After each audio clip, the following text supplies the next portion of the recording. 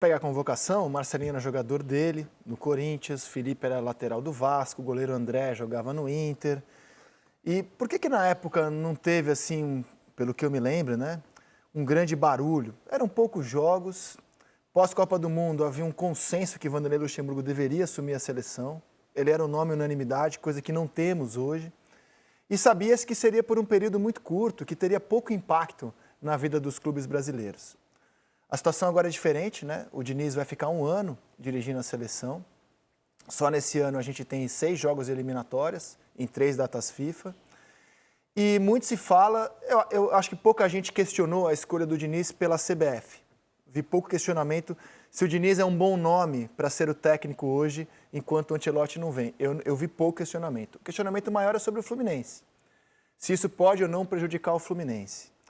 E a gente debateu tanto o assunto ontem, faltou um ponto crucial que você trouxe hoje antes do programa. Qual é esse ponto?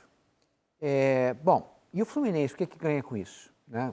Cedendo o treinador. E tem uma vantagem econômica, né? Tem dinheiro envolvido, né? A CBF paga para o Fluminense, né? De uma certa forma, a CBF contrata o Fernando Diniz. São 7 milhões de reais, não é um dinheiro qualquer, tá? O Fluminense está recebendo da CBF para liberar o Diniz 7 milhões de reais.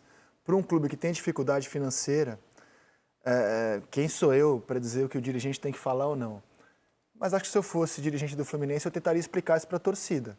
Que o clube aceitou a situação, porque em bolsa, falou assim, que o clube fica honrado. Eu não acho que seja uma honra ceder o treinador para dirigir a seleção. Não acho. Mas não tem nenhum torcedor tricolor também não honrado, acho. Não tem. Mas, assim, 7 milhões é o que paga a conta. Paga a folha salarial, pode ajudar a trazer um reforço. E a gente não debateu ontem sobre esse aspecto que eu acho crucial. Porque a gente não sabia 7 quanto milhões, era, né? A gente tô trazendo a mostrou o Márcio Bittencourt 7 milhões na conta do Fluminense. E aí muda completamente. Porque quando falar uma recompensação financeira, poderia ter sido, sei lá, qualquer dinheiro, meio milhão, que aí mas, não por é muita exemplo, coisa. 7 milhões já dá para pensar. Mas, por exemplo, Conrado, o processo que foi feito, a escolha do Diniz, né? Tanto que ontem na coletiva ele disse, não, antes de eu acertar qualquer coisa, conversem com os dirigentes do Fluminense. Por quê? O Mário e acho que o Paulo Angione que participaram dessa Fred, Paulo Angione e o Mário fecharam um acordo terça-feira à noite na sede da CBF. Então, esse processo que foi feito através do Diniz, eu acho que é um processo correto, porque ele era contratado do Fluminense, ele não poderia tomar uma iniciativa. Claro. E o que ele disse, se tivesse que fazer opção, eu faria opção pelo Fluminense, né, que foi quem me contratou. A partir do momento que a dirigência do Fluminense com a dirigência da CBF chega a um acordo, então ele pôde, na verdade, aceitar a situação. Não é comum esse tipo de coisa, mas os jogadores, quando eles são cedidos para a seleção durante o período, Copa América, Você paga o equivalente do salário deles. Exatamente. Então, eu acredito que seja mais ou menos alguma coisa... Não é mais, né? Mas você está pagando um empréstimo, você está dando 7 milhões para o Fluminense. Durante um ano, para ter o seu treinador naqueles dias que ele vai estar à disposição da seleção brasileira. Você achou isso alguma coisa assim tão...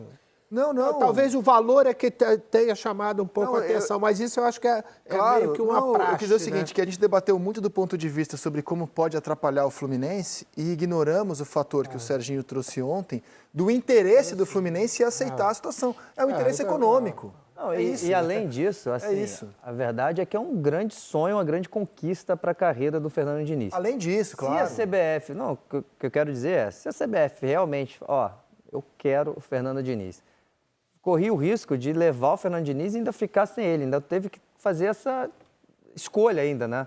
Porque, e aí, será que beleza, não é o ideal compartilhar, mas e ficar sem o Fernando Diniz e correr atrás do outro técnico agora?